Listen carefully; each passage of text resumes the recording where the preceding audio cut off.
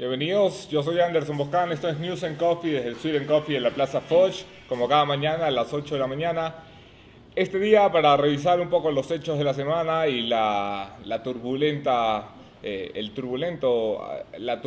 audiencia llamada juicio contra el vicepresidente de la República y compañía. Nos acompañan dos asambleístas, dos panelistas de lujo, muy queridas, Paola Vintimilla del Partido Social Cristiano, Lourdes Cuesta de la bancada de Creo.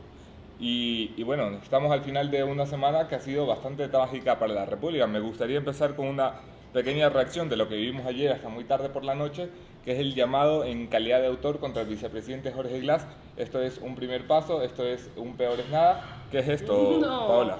no podemos decir que es un peor en nada. Aquí ya empezó a trabajar la justicia, aquí empiezan a salir las cosas, empiezan a salir los nombres, ya no se puede ocultar absolutamente nada. Esto lo que nos ayuda como asambleístas dentro del Pleno es a fortalecer nuestro juicio político que ahora se tiene que dar, y quien se oponga pues estará opuesto a la decisión del pueblo de que se haga justicia, estará en contra o a favor de la corrupción, en contra del pueblo ecuatoriano.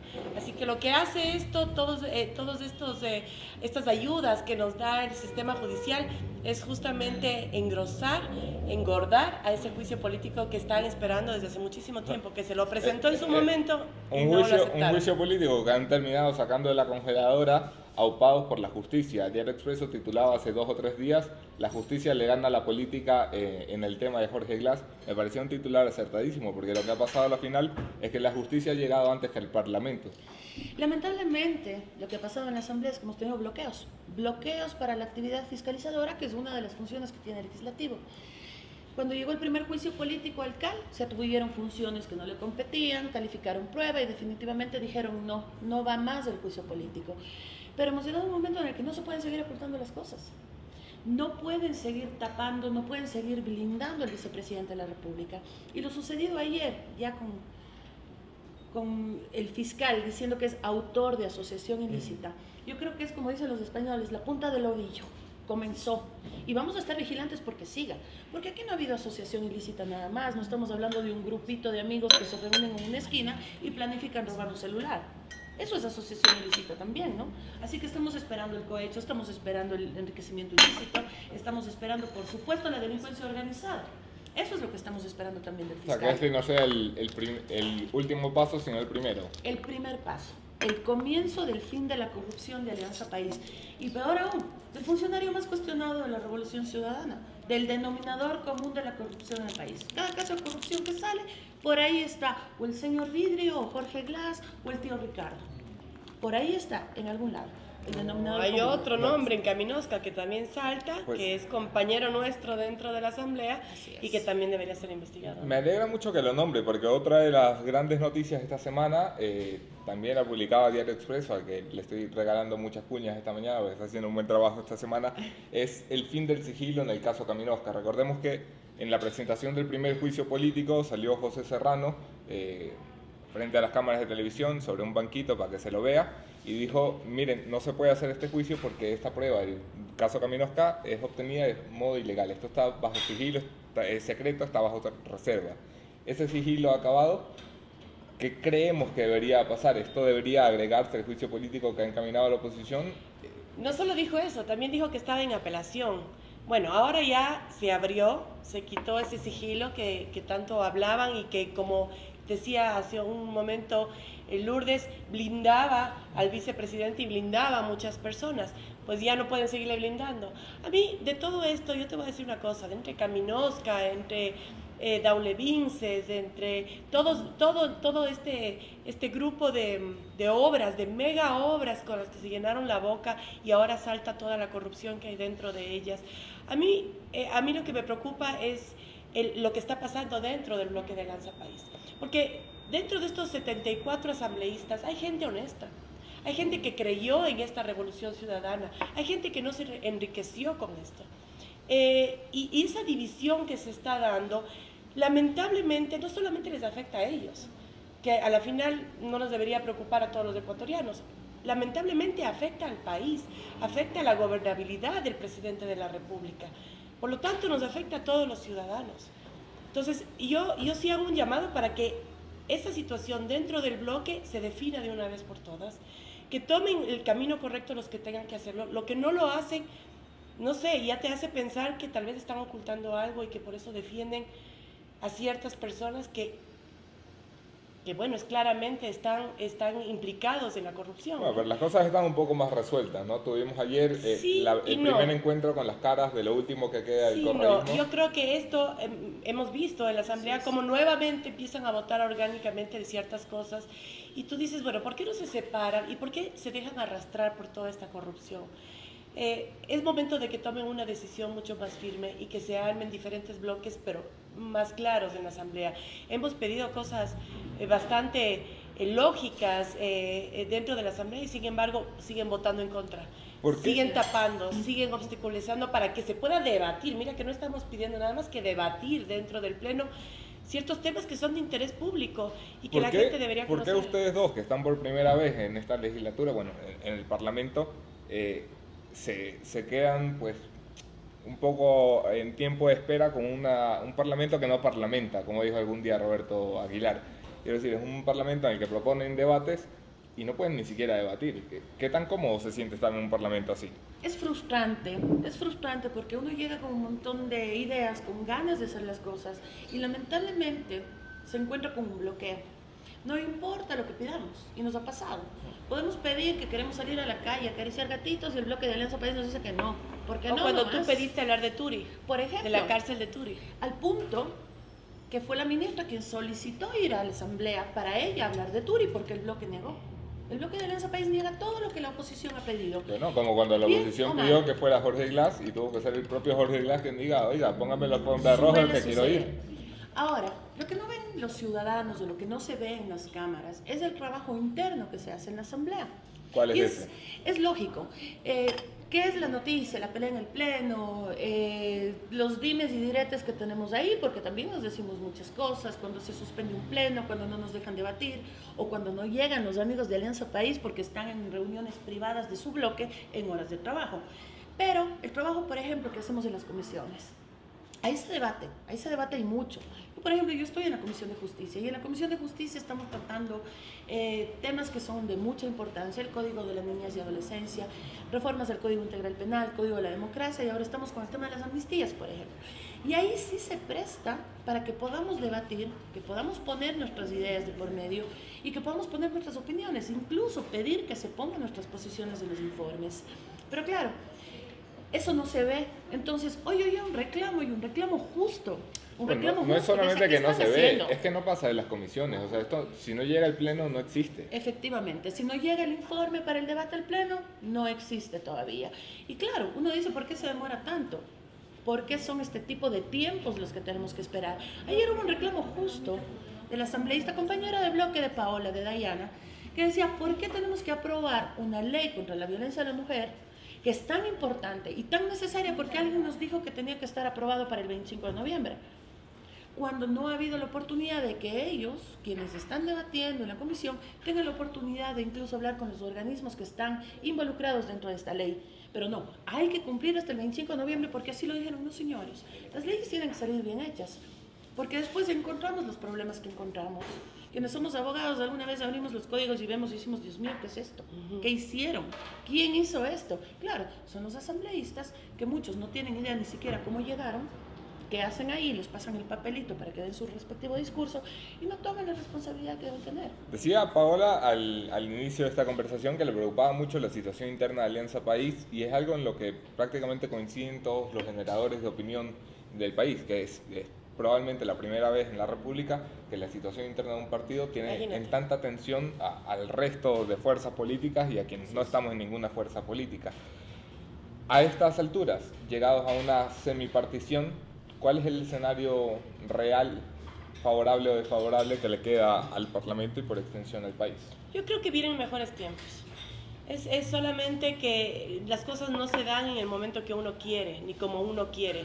Pero sí creo que llegan mejores tiempos, sí creo que muchos asambleístas, porque no es que nosotros solo conversamos con la gente de nuestro partido, ni con Creo, ni con Suma, ni con el bloque de las izquierdas, también conversamos con ellos. Ellos también están cansados de cómo se ha parado un poco el trabajo de la asamblea por este tipo de problemas internos de ellos, ¿no? Pero creo que si vienen mejores tiempos tenemos que ser positivos, tenemos que, como siempre digo, creer en las instituciones son buenas. En este caso el legislativo hace mucho trabajo, yo tengo presentado algunas reformas al COTAD, al COIP, todo eso va a ir saliendo poco a poco, todo eso se va a ir dando, pero tenemos que hacer entender a la ciudadanía que si bien lo que mediáticamente ven normalmente son los escándalos que pasan dentro de la Asamblea o en el Pleno mismo, nosotros tenemos un trabajo muy fuerte atrás. Nosotros trabajamos no 8, 10 horas, trabajamos mucho más. Estamos todo el tiempo, estamos los fines de semana trabajando con la gente, estamos en territorio. Se está haciendo un buen trabajo, por eso llegaron también, y para mí es muy grato saber que llegaron muchos asambleístas nuevos, políticos nuevos, gente que no tenemos una carga, una mochila atrás para que nos callen, para que nos controlen. Gente que podemos decir lo que pensamos sin que nadie nos pueda callar. Y eso es bueno para la política. En estos momentos parece que hay plenas coincidencias entre los bloques de oposición, algo que no había pasado ni cuando eran 37 gatos la legislatura pasada, y ahora que son casi 64, pues siento que hay mucha concordancia en gran parte de la agenda. Lo que no sé si todavía ustedes se sienten bloques de oposición. Sí, por supuesto. Vamos con Paola, luego con Lourdes. Pero por supuesto que somos de oposición. Mira, estamos viendo lo que acaba de enviar el presidente, la reforma tributaria, todo el paquete económico, y pensamos que por ahí no va el camino. O sea, eso no es el camino para salir de la crisis en la que estamos. Ahí hay muchas cosas buenas, sí, pero que luego, justamente ayer luego están todos haciendo la campañita ya por la consulta, 7 veces sí, vamos todos por Bueno, el la sí. Consulta yo creo que siempre va a ser positiva. Preguntarle al pueblo siempre va a ser positivo. Estemos o no estemos de acuerdo con una u otra pregunta, el pueblo es el que tiene que decidir. Él es el soberano, él es nuestro mandante, y si no se le pregunta a él, ahí sí estás atentando contra los derechos de los ciudadanos. Lourdes, todavía son un bloque de oposición. Por supuesto que somos oposición. Tanto Creo como el Partido Social Cristiano, Suma, parte del bloque de las izquierdas incluso, estamos en contra del modelo económico, del modelo de gobierno. Yo personalmente creo que el cambio que ha habido es en las formas. Digo, tan maltratados estuvimos los ecuatorianos durante 10 años, nos insultaron, nos persiguieron, desinformaban, que cada sábado, con susto, ¿qué va a pasar? ¿Qué nos va a decir? 5 horas de insultos, ¿a quién le cae hoy día? Ahora resulta que no nos insultan y aplaudimos porque el presidente es bueno. Ya no nos maltrata. ¡Qué maravilla! ¡Qué buen presidente! Eso es lo que está pasando hoy en el país. Pero no estamos viendo el fondo. Seguimos con el mismo modelo económico. De hecho, el presidente Moreno tiene el mismo equipo económico que aquel que destruyó el país, que quebró el país. Viene una reforma tributaria que coincidimos, no vamos nosotros a votar a favor jamás de más impuestos para los ecuatorianos. ¿Hasta cuándo? ¿Hasta cuándo? No podemos seguir afectando a la familia ecuatoriana. Es terrible escuchar que el presidente diga, si aguantaron 10 años, pueden aguantar 4 más. No, para mí eso no puede pasar. Pero también esto es algo muy demagógico. O sea, quiero decir, estamos todo el día diciendo, presidente, tenemos que salir de la crisis, presidente, tenemos que buscar... Hay otras formas, Anderson. ¿Cuáles son las otras formas? Hay otras formas, y lo hemos venido diciendo durante la época de campaña. ¿Cómo salir de esta crisis? Es reactivando el sector productivo. ¿Cómo reactivas el sector productivo? Bajándole impuestos, bajándole costos de tramitología, ayudándole a la empresa privada a que salga. 6 meses. Porque el rato que salga va a haber más liquidez, la gente va a comprar más, va a haber más impuestos. Aquello es muy fácil decirlo. Van a pagar, no, es que así funciona en Argentina. Ha tenido ayuda. Son 6 meses de mesas de diálogo con los empresarios, que son los que están en el día a día en el manejo de las fuentes de trabajo, de las inversiones, de las compras, de las ventas, de las importaciones. 6 meses de mesas de diálogo, y resulta que hacen caso omiso a lo que han pedido, a lo que han dicho, y simplemente viene una reforma tributaria en donde te ponen más impuestos. Resulta que aduana ahora te va a cobrar una tasa por ser aduana, por existir nada más. Tienes menos beneficios. Pero del otro lado, del lado de los empresarios, o sea, quiero decir, vamos a tratar de reconstruir el país económicamente. Bueno, habrá que hacer algún esfuerzo, y habrá que hacerlo en todos los sentidos, ¿no? O sea, los señores empresarios también quieren trabajar en este país sin pagar los impuestos que deben pagar, sin tener que tener las occidentes que deben tener. Nadie ha dicho eso, los impuestos se tienen que pagar, las leyes se tienen que cumplir. No se trata de eso, Anderson. Se trata de que si necesita la empresa privada, está en el filo del cañón. ¿Qué pasó cuando entró Lenín Moreno? Con su forma, porque no de fondo, con su forma, nos dio un respiro, la gente empezó a consumir, las empresas empezaron a pagar más impuesto a la renta, la gente empezó a pagar más al SRI, pero con estas medidas nuevamente, ¿qué hace? Nos vuelve no, ya no compremos el auto, ya no compremos la casa, ya no hagamos nada, quedémonos quietos hasta ver qué mismo pasa. Eso lo único que hace es, mira lo que pasó en Argentina. Tú tienes que haberlo seguido, Anderson. Sí, sí. Bueno, la situación fue bastante dura y bastante parecida a la nuestra. Un endeudamiento y un derroche del gobierno anterior y un robo y una corrupción que les dejó a todos los argentinos, como nos ha dejado a los ecuatorianos, endeudados hasta el cuello. Que ahora sale que son más del 60% del PIB, ya no el 40%, ya no el 30 y tanto que hablaban, sino 60% del PIB, yendo en contra de la propia Constitución. Entonces, ¿qué hizo él? Tomó medidas bastante fuertes en su momento, pero ¿qué pasó después? Volvió a ganar las elecciones. Reactiva la economía. Reactivó la economía. Si no ayudamos a la empresa privada, te voy a decir una cosa, nos decían, el anticipo, el impuesto a la renta ya no pagarán las pequeñas y las microempresas. Perfecto, estamos de acuerdo en eso, muy bien. Pero ¿qué pasa con las empresas grandes? Ellos dicen, esas empresas son el 80%, las pequeñas y microempresas, el 80%, perfecto, muy bien. ¿Qué pasó después?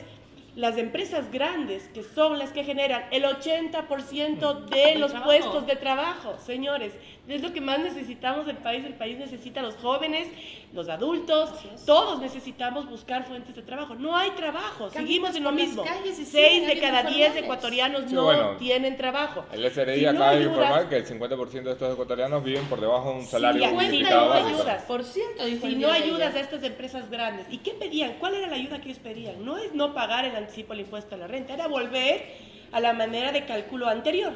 Eso era todo. Nadie está diciendo aquí que no se paguen impuestos. Renta ganada, renta pagada. Si no ganas, ¿qué pagas? Y como dice Paola, son los que mayores fuentes de ingresos, fuentes de trabajo generan. Claro, y también son los que mayores fuentes de ingresos tienen en el país. No deberían de hacer un esfuerzo más. No hay fomento a la reinversión en el país. Durante los últimos 10 años, por mucha queja que haya habido en este país, ese gran bloque económico, no me voy a poner aquí comunista, pero ese gran bloque económico que representa el 20% y genera el 80% de fuentes de trabajo, no decreció. O sea, en este país generaron riqueza en los últimos 10 años, pese a las quejas. Algunas empresas, no puedes generalizar. La gran mayoría, las estadísticas del cierre del gobierno de Correa mostraban que la gran mayoría de empresas había generado riqueza. Cuando las medianas es hora de que retribuyan eso. Las medianas empresas empiezan a crecer, no cuando empiezan a desaparecer, porque eso es lo que sucedió. Empresas medianas que no les quedó más sino liquidar, desaparecer. No te hablo mejor de los pequeños, porque esas ya no existen. Tenemos que pensar en los ciudadanos. ¿Y qué pasa con el ciudadano común? ¿Qué pasa con el ciudadano común? Le quitan los beneficios o le quitan exenciones que tenía con el impuesto a la renta, por ejemplo. ¿Qué te dicen ahora? Todos aquellos que ganan más de $3,000 empezarán a pagar el 13º, su 13º empieza a pagar impuesto a la renta. ¿Cuándo recibes el 13º? En diciembre, en Navidad. Esas personas son las que más consumen porque tienen un sueldo un poco más alto, ¿no es cierto? ¿Qué es lo que haces con ese sueldo? Vas a comprar los regalos de Navidad, reactivas la economía de los negocios de tu ciudad, de tu sector o como fuera. No, ahora también vas a pagar impuesto a la renta. Muchos se han preocupado, y esa es una forma muy común de actuar del gobierno de Rafael Correa y el actual, de centrar el foco en cierto tipo de cosas. Yo recuerdo cuando venía la ley de herencias, no la ley de herencias, la reforma sobre la tabla del impuesto a la renta sobre herencias.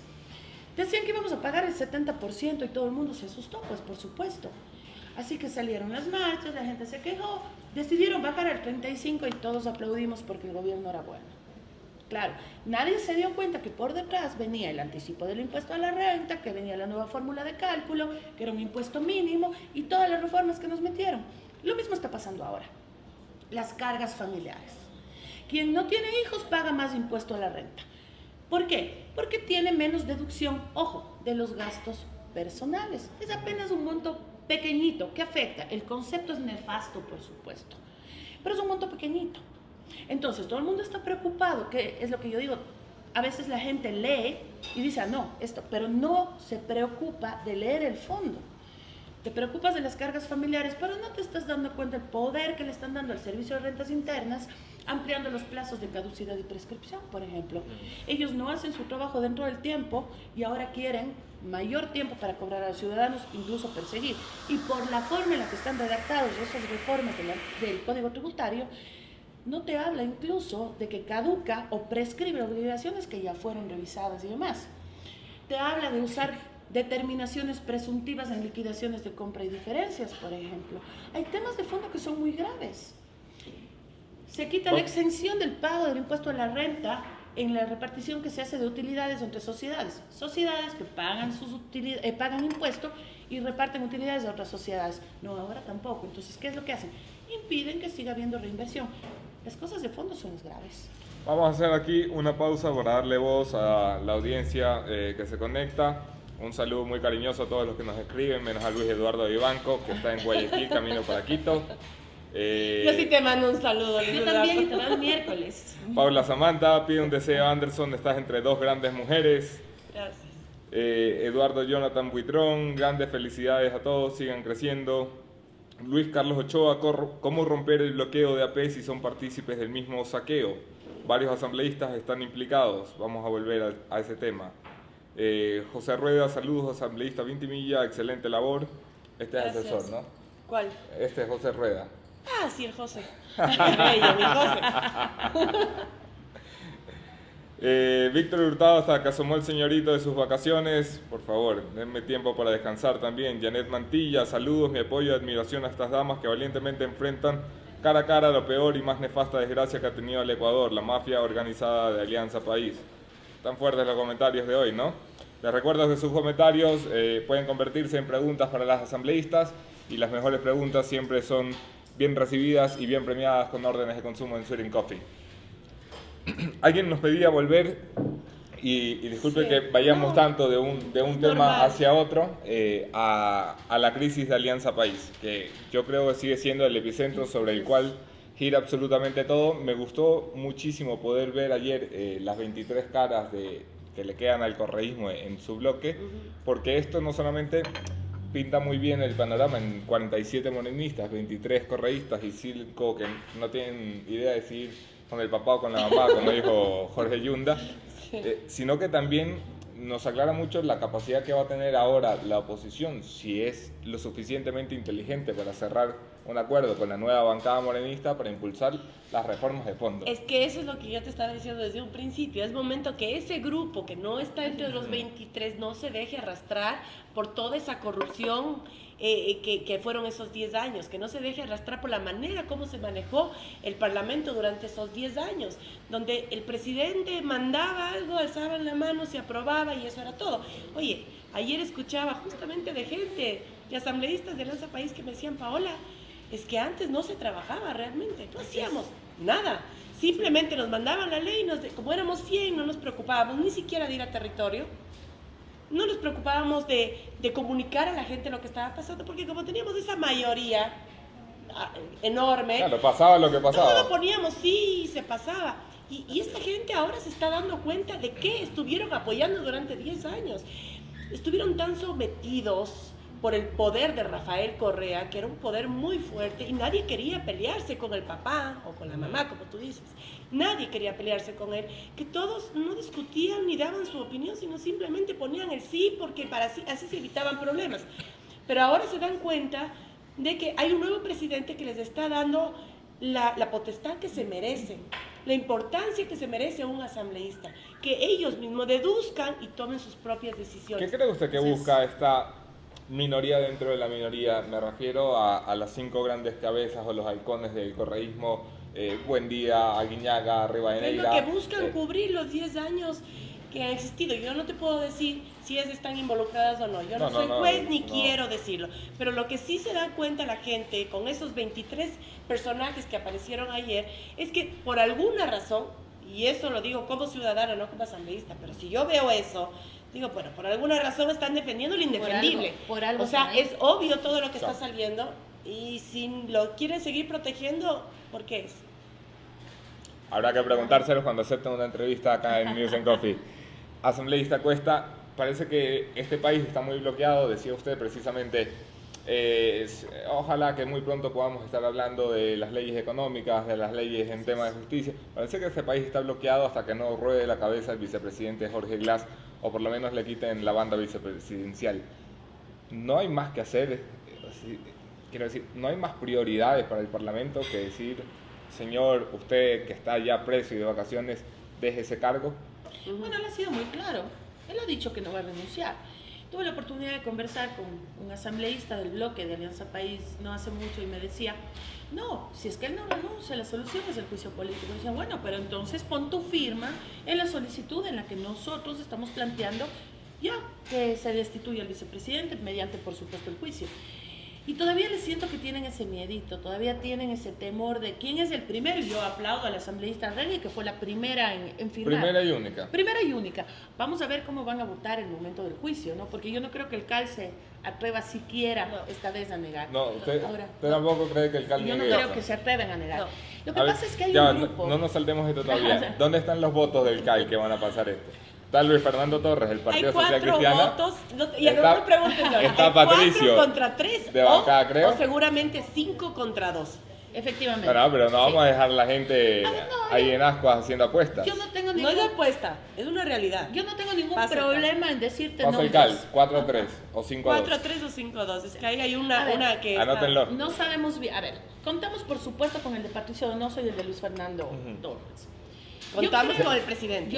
Efectivamente, yo creo que el presidente de la Asamblea no va a negarse. De hecho, él es uno de los primeros que salió a pedir que dé un paso al costado el vicepresidente de la República. Primero es un poco tarde, ¿eh? Pero bueno, pero lo hizo y estamos esperando, por supuesto, que tenga coherencia y por supuesto que apoye el juicio político, porque qué mejor forma de que dé un paso al costado que de una manera, como es un proceso, un juicio político dentro de la Asamblea. En el caso de Carlos Berman, para mí suele ser un misterio él. Suele Berman ser un siempre ha sido un misterio y Es un misterio. Veamos, yo creo que dará la sorpresa a última hora. veamos qué pasa. Algo sabe. Tranquilos, que el CAL pasa. Sí. Y si no pasa, como dije ayer en una entrevista, si por A o B razones no pasa, Paola Vintimilla estará en las calles junto al pueblo exigiendo Así es. que el Así juicio es. político Nada más se dé de algún que no, Así es. que no vaya a No, ser como se le la viene el convocatoria, pueblo que no vaya a ser encima. como la convocatoria en marcha de Ricardo Patiño, que todavía estoy esperando cuando van Pero, a salir a marchar. ¿por qué voy a salir a marchar si yo ya presenté a la Contraloría ya me contestó que la investigación se está dando?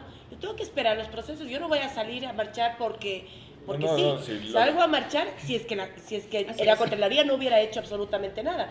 Pero la Contraloría está trabajando en el tema y el momento que tenga la respuesta, obviamente que saldré en una rueda de prensa y contaré lo que me dijo la Contraloría.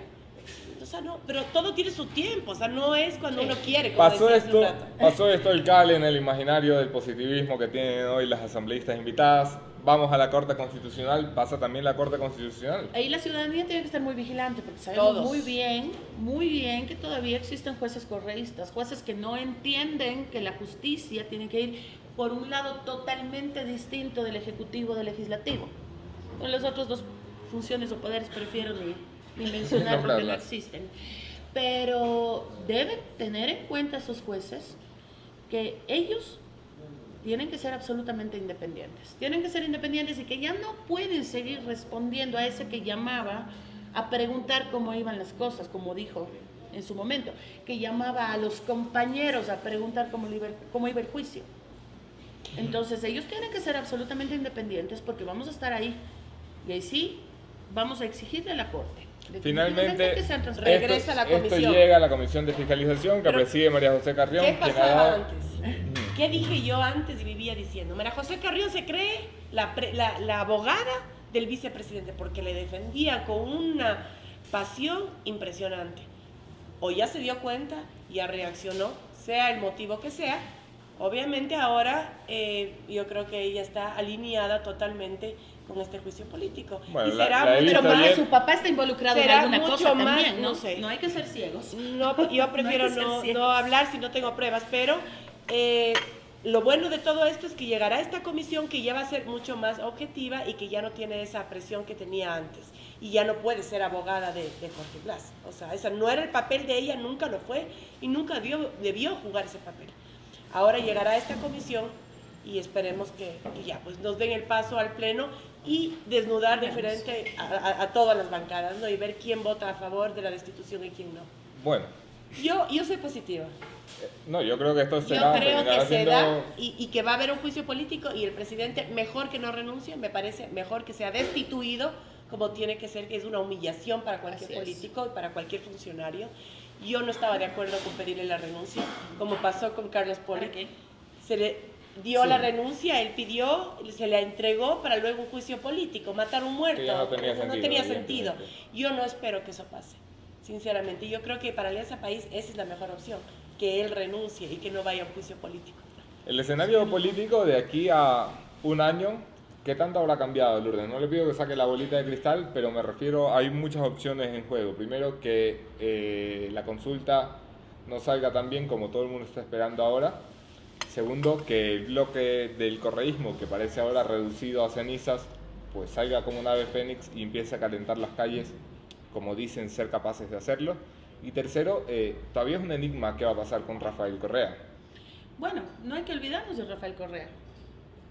Él está lejos, claro, en una posición muy cómoda desde un ático diciendo lo que quiere, pero él es uno de los principales dentro de todo este entramado. Porque no vamos a creer que era Jorge Glass el cabecilla de todo esto, no vamos a creer que era Polit, no vamos a creer que eran estos mandos medios que andan involucrados. Hay alguien por ahí, alguien que manejaba absolutamente todo en este país, que sabía en qué estado estaba un juicio, qué estaba pasando con una ley, qué pasaba con cualquier funcionario. No nos va a decir que no sabía todo lo que estaba sucediendo en el país en los casos de corrupción. Así que con calma, vamos paso a paso. Y lamentablemente, cada día estamos descubriendo o cada día nos estamos enterando de más cosas en el país. El escenario político dentro del próximo año, sin tener bola de cristal, creo que va a seguir agitado. Porque vamos a tener esta facción correísta tratando de agarrarse el poder con uñas y dientes. Veamos cómo funciona este nuevo bloque de Alianza País, veamos si es que efectivamente toman conciencia de que ellos no representan un partido político, sino que representan a sus mandantes. Veamos si es que son capaces de dialogar, veamos si es que son capaces de llegar a consensos con nosotros por el bien de los ciudadanos. Veamos si es que todos somos capaces de sentarnos a conversar y sacar leyes que sean de provecho para el país. Y creo que vamos a empezar a ver ese tipo de cosas ahora con los debates que se van a dar con la ley económica, con la ley de reactivación económica. Ese es un buen punto. ¿Cuándo viene el primer careo con la nueva realidad en el Parlamento? ¿Cuál es la primera prueba de fuego que se avecina? Y yo creo que puede ser esa, la ley de reactivación económica, la reforma tributaria. Ahí es cuando vamos a ver qué pasa. Y sí, eso es lo que se nos viene. Y bueno, y obviamente el juicio político, que no está muy lejos, ¿no? También tenemos un juicio político presentado contra un asambleísta, que lamentablemente los tiempos, y tú como abogada sabes que es bastante complicado. Entiendo que están, porque solamente están pueden juzgarlo hasta un año de haber dejado el poder, y ese año se cumple ya. Estamos por si acaso hablando de Augusto Espinosa, exministro de Educación del correísmo, actual asambleísta por Alianza País, presidente de la Comisión de Educación Superior. Dejó el cargo el 15 de noviembre del año pasado. Ese plazo se cumple el miércoles. Exacto. Y si no hay una decisión de iniciar un juicio político hasta el miércoles... Hasta el día martes el CAR tiene que calificar. Hasta el día martes. Y de ahí, el día lunes, a mí me ha llamado algo la atención. El día lunes ha sido convocada al CAL, la comisión AMPETRA. Sí. Yo soy parte de esta lamentable comisión, y digo lamentable porque se por la generó situación, por lo que se ve. unos hechos demasiado dolorosos en el país. Y han llamado a la comisión a comparecer ante el CAL para justamente hablar de los temas que hemos conocido como comisión con respecto a Augusto Espinosa. Me llama realmente la atención porque no necesita el CAL tener más elementos de convicción, no está valorando prueba, no está analizando hechos, tiene que revisar la formalidad. Una solicitud, cumpla con los requisitos, que exista un anuncio de prueba y simplemente pasar. Y ayer esto se hicieron los locos, ¿no? Así es. El día Bueno, de ayer, ayer tenían que haber calificado el juicio lo político, hicieron. su procedencia o no, y nos llaman el miraron lunes para otro lado. a las 5 de la tarde para que expongamos nosotros como comisión los puntos que hemos conocido, como digo, y por supuesto que yo iré a exponer, y muy claramente. Qué bueno que hayan tocado esto, porque después el otro gran tema de la semana, tuvimos aquí a Yanine Cruz presentando su pedido de juicio político contra Augusto Espinosa, y si no me equivoco, ambas respaldaron dentro de las 47 firmas que reunió el pedido de juicio. La pregunta que le hacía muy recurrentemente al asambleísta Cruz, se la hago ahora a usted, asambleísta Ventimilla, ¿por qué encarar o personificar en Augusto Espinosa el fracaso de un sistema. Porque era el responsable, era el ministro de Educación el que recibió todas las denuncias. ¿Y qué hizo con esas denuncias? No siguió el trámite pertinente que tenía que haber hecho, no hizo el seguimiento a cada una de esas denuncias. Yo digo, como acaba madres, de decir hace unos minutos que le parecía que el juicio político contra Carlos Pollitt era matar a un muerto y un sinsentido. En ese caso sí, pues claro, ¿Y ahora? Había renunciado. Todavía estamos a tiempo, porque tiene un año después de haber dejado, todavía estamos a tiempo. Imagínate lo que es que un asambleísta vaya a un juicio político ante la opinión pública, ante la ciudadanía, ante todos. Es denigrante, es humillante. Sería el desgaste de la carrera como legislador. Pero yo creo que con Augusto eso está Espinosa. enterrado, y yo creo que ya está enterrado. Lamentablemente Augusto ha actuado de una manera muy insensata dentro del Pleno, como ministro de Educación, ahora defendiendo que los casos sí fueron manejados. No, la mayoría de los casos, y ella lo sabe mejor que yo, sí. no siguieron, no se les dio la importancia que tenían, como madres, como padres, como tíos, no sé, todos tenemos niños dentro de nuestra familia, no podemos permitir ni solapar, ni pensar en un momento que a mí me llegue una denuncia de violación a un niño y no hagamos absolutamente nada. Lourdes Cuesta, como miembro de la Comisión Ampetra, no sé si nos aclaras un poco el trágico, pero muy cortito, el trágico panorama que fue esto. Leí ayer una entrevista a Silvia Salgado, donde aseguraba que solamente el 10% de las denuncias de violaciones en escuelas siguieron curso administrativo. Y solamente apenas 4% han sido resueltas, de ese 10%. Madre mía. Compareció ante la comisión el actual ministro, Fander Falconi, y yo personalmente le pregunté que si es que el exministro le había dejado información, avance de procesos, cómo estaban las cosas, acciones tomadas, y me dijo que no, que ellos son quienes han ido recabando poco a poco información. Oír los testimonios de sus padres, escuchar que un violador, un acosador, un abusador de menores le sacan de un colegio y le pasan para otro. Claro, creían que era la solución. Por supuesto, parte de esta red de maestros. Claro. Y ojo, hay algo que la ciudadanía tal vez no sabe. En estos casos que nos enteramos de un colegio particular de Quito, en el caso de la Condamina hay dos casos, el caso Principito y el caso Victoria. En el caso Victoria, por ejemplo, quien fue sentenciado en el mes de abril cumple prisión domiciliaria, tiene apenas 39 años y tiene autorización para dar clases particulares en su domicilio. Son cosas que uno no logra entender. ¿Cómo puede ser que alguien que ya ha sido sentenciado, ha sido condenado, todavía puede tener contacto con niños si los cambiaban de un lugar a otro? Y en ese entonces, ojo, que el ministro Espinosa era parte del consejo administrativo del colegio y dijo que estaba muy bien lo que estaba haciendo el colegio. Entonces, por favor, son nuestros niños, porque tú dices, el robo es una segunda pausa. Hago una segunda pausa para dar paso a los comentarios de la audiencia. Berta Talbot: creo que Augusto Espinosa es lo peor que le pudo haber pasado a Ecuador porque el dinero robado es material, se recupera. El daño a los niños es irreparable. Si las empresas privadas son las que mayor trabajo y ganancias generan, ¿por qué quitarles impuestos sería algo beneficioso para reactivar la economía? Muy cortito, Paola. No hemos dicho quitarles impuestos en ningún momento, que paguen los impuestos que tienen que pagar, renta ganada, renta cobrada.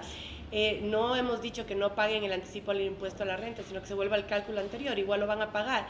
Mientras esas empresas vendan más, obviamente van a pagar más impuesto a la renta. Guadalupe Cueva: si bien todos estos temas son preocupantes, otro que preocupa mucho es el caso de los desaparecidos en Ecuador y la justicia en manos de los mismos, que no se ha dicho nada. Me gustaría escuchar la opinión de las asambleístas. Lourdes. Nosotros vivimos muy de cerca lo que está sucediendo con eso, porque uno de nuestros queridos compañeros de bloque sufre el caso de su hija desaparecida hace más de 5 años y no tiene respuesta. Se pidió ya a la Asamblea Nacional que cree una comisión ocasional para tratar los casos de los desaparecidos. Y ahí hay una mujer a quien yo quiero el día de hoy saludar y lanzar toda la mejor energía y que fuerza. Alexandra Córdoba, la madre de David Romo, no ha parado en su lucha. Se está creando esta comisión ocasional, en efecto, para tratar este tipo de casos de desaparecidos en el Ecuador.